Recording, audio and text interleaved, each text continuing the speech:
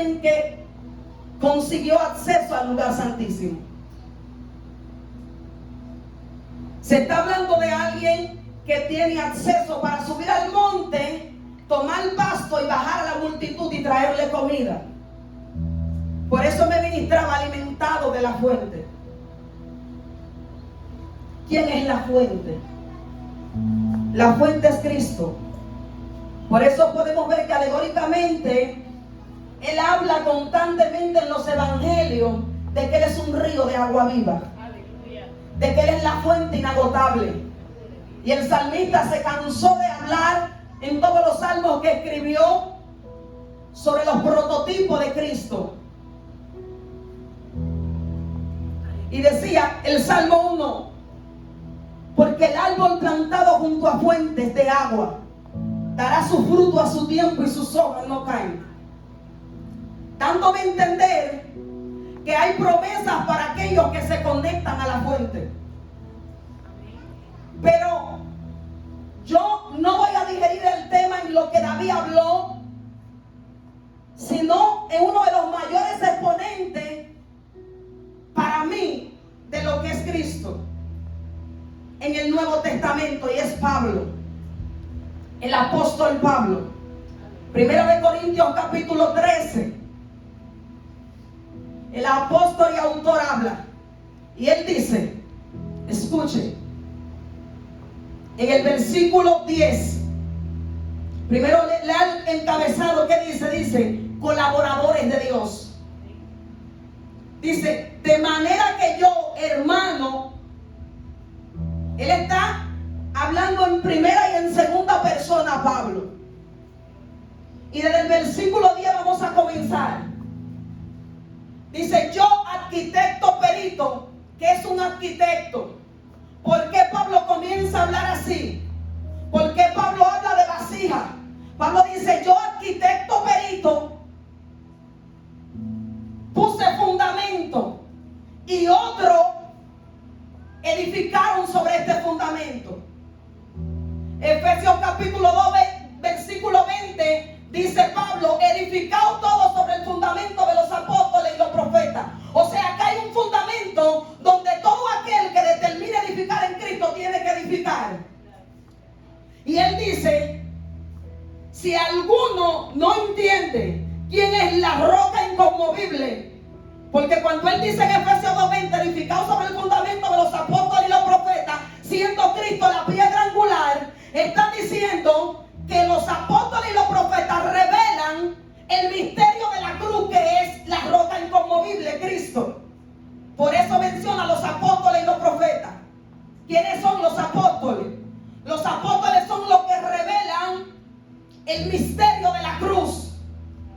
Los apóstoles son encargados de leer los planos, que somos la multitud. Cada vez que llega un hombre y una mujer a la iglesia, a través de la visión profética, el apóstol define quién es, cuál es su llamado. Y por eso él dice que nadie puede edificar sobre otro fundamento. Es necesario que conozcamos el diseño apostólico y profético, porque él dice nadie puede edificar fuera de aquí. Y no es porque apóstol es apóstol, no, porque dice que hay 5 ministerios. Por eso él comienza a hablar de edificación. Y dice, hablando de prototipos de metales, cosas corruptibles. Si el fundamento que se puso es incorruptible, ¿se puede poner materiales en la edificación corruptibles? No. Por eso él dice, si alguno decide edificar con oro, con plata, con heno, no me toca a mí calificarlo ni descalificarlo.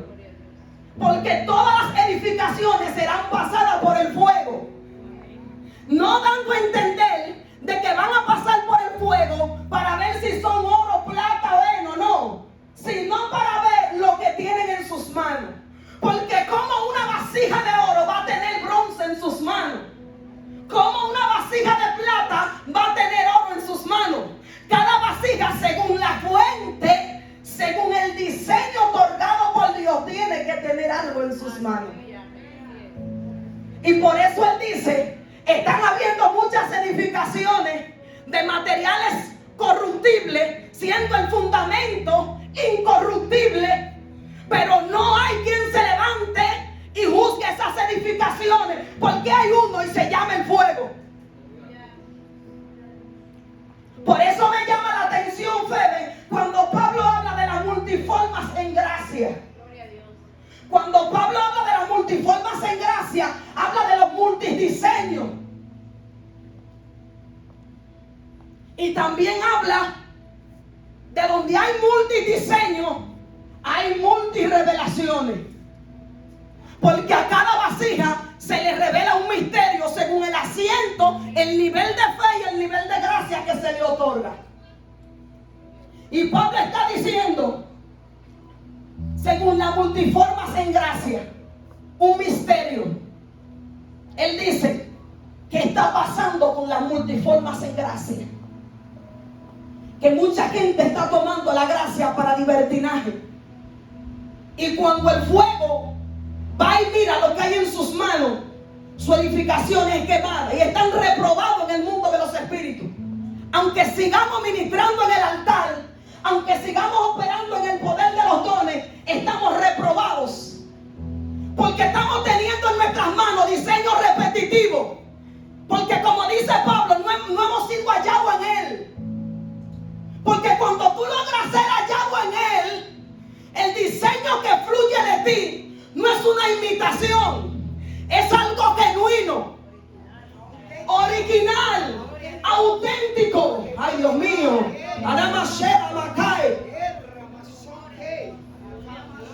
Por favor, un poquito de agua. ¿Está acá? Den un aplauso al Señor.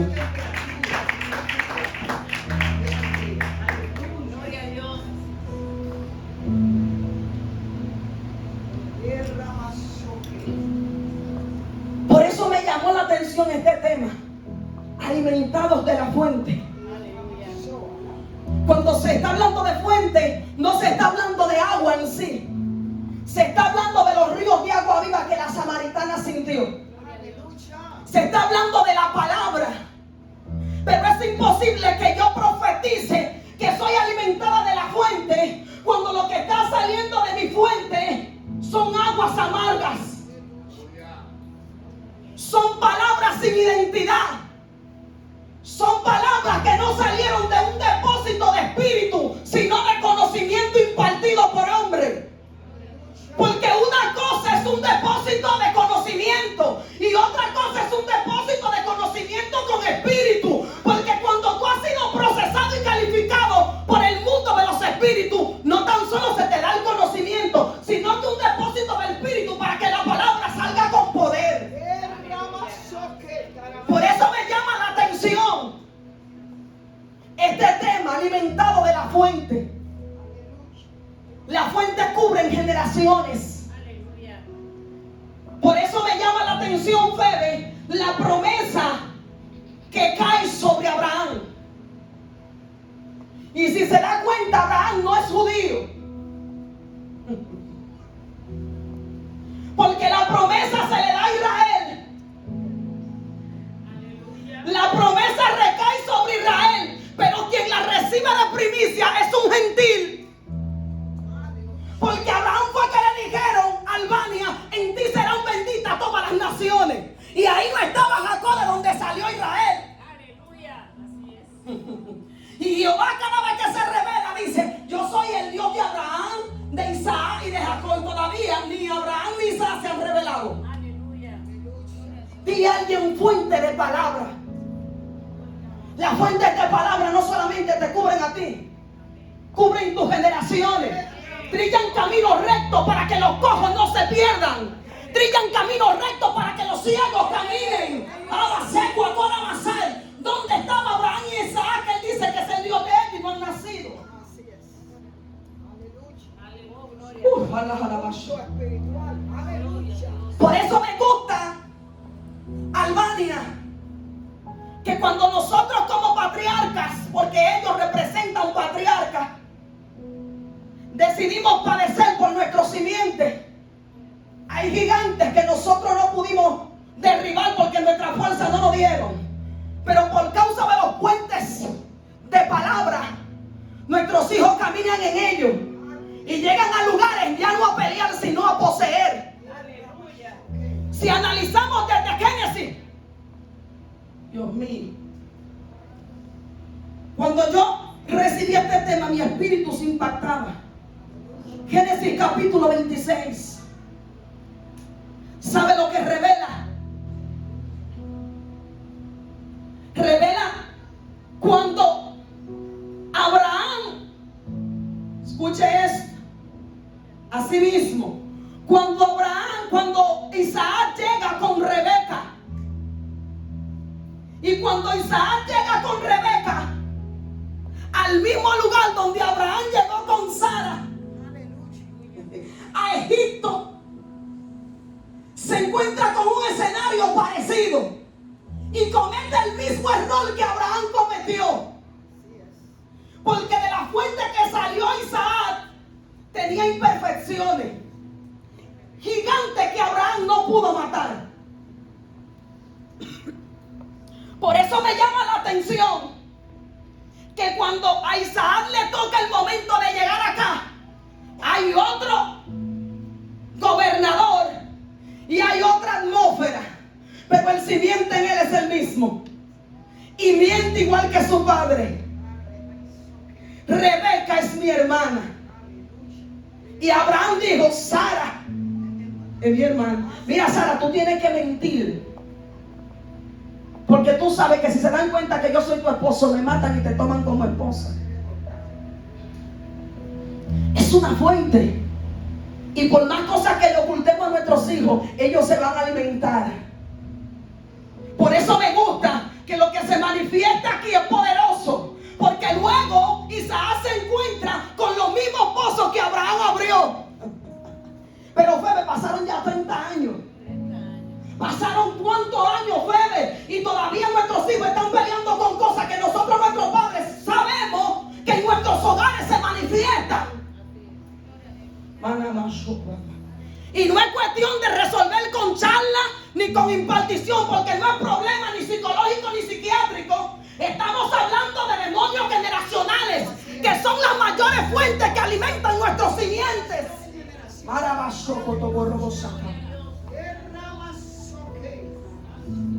Estamos hablando que a ti te deshonraron y a tu hija también la piensa deshonrar.